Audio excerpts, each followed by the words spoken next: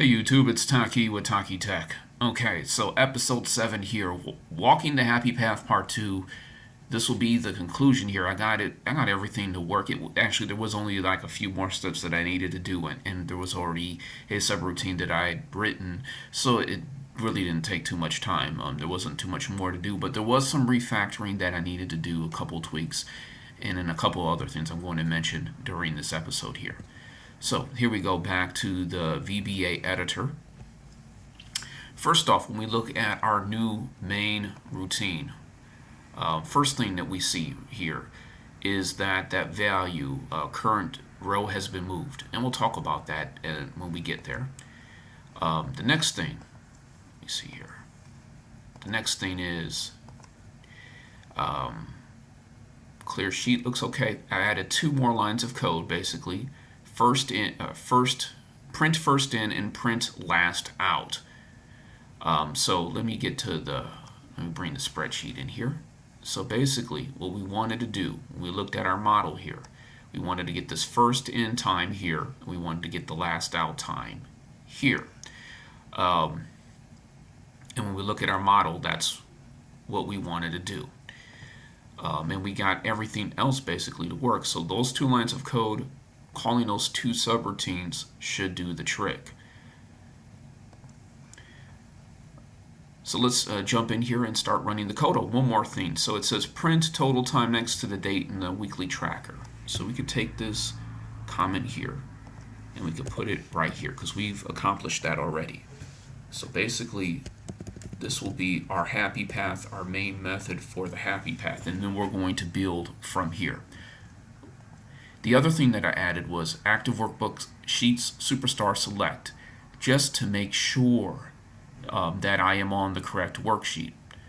The other thing I wanted to mention was I said I was going to do a lot of my tests in a separate spreadsheet, and I haven't done that yet. That's because there's not a whole lot going on here.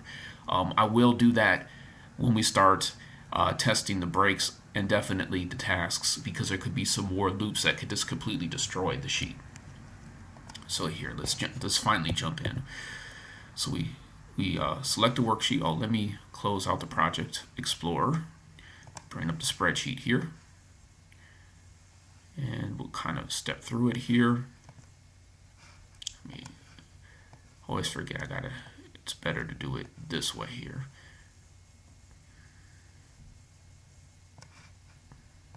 Make this bigger and then get here. Project Explorer. Okay, here we go. So we're going to select the spreadsheet. I'm going to clear things out, clear the daily out. So B2 should be gone here. Yep.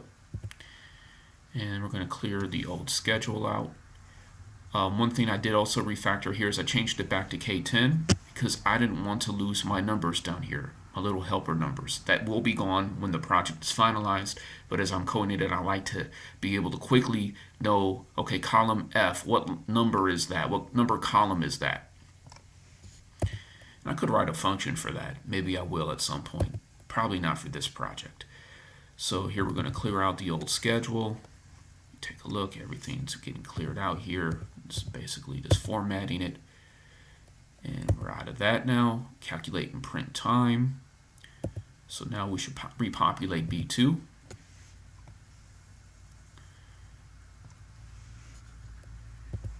So we talked about this get time period function that I wrote in the last episode.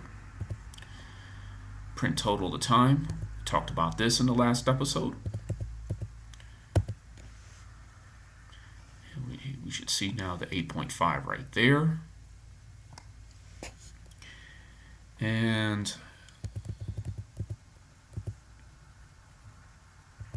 now print first in. So what we're looking at is a column in print. We want cell F2 to be say 6 a.m. So basically what I did is I passed in I wrote a subroutine here called print first in, and I'm called another subroutine called print cell, and the reason I did this, even though there's only one line of code, is just to keep things as simple as possible. And when I say here, what I'm calling print cell, what I'm passing in is the location of where I want the value to be printed.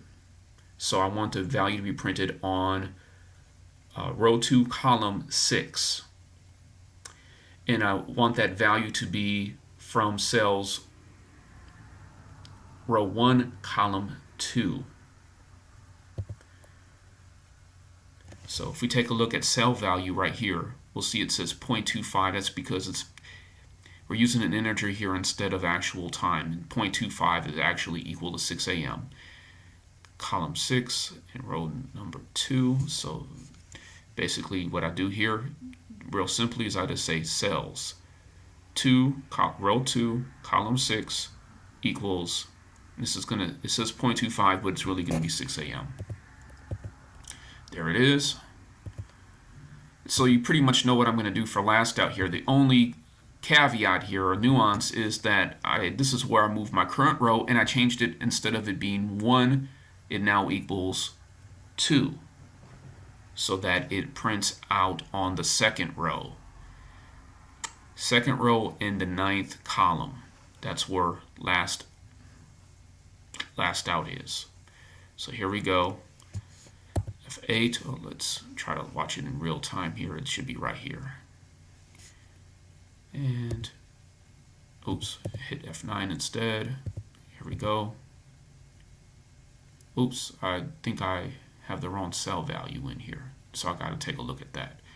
All right, so we have to go back and do some live programming here. Okay, no problem. So this is saying 1, 2, when in fact it should say 1, 4. So no problem. We're just going to take this and push it up and go right back and do it again. There is our 230, and that's correct now. I'm actually going to hit save on it, and that should be it. So that is it. A couple of refactorings here. There was a lot in the original code that I was able to use.